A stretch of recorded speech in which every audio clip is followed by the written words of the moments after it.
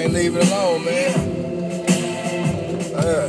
Same topic. I'm still thinking about them boy leaving me, man.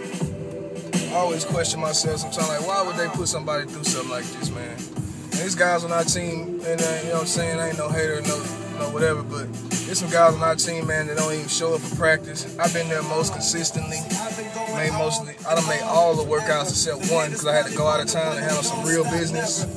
You know what I'm saying? But I was back the same day. You know, I made notice that I would be gone. Came right back the next day. I've been there every day, man, since I've been a part of it.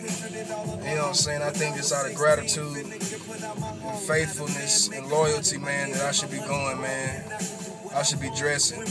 You know, God forbid something happened to my QB 12, you know, but then we had to sacrifice for some nothingness, for some dudes, man. You know what I'm saying? Some guys don't even deserve it, man.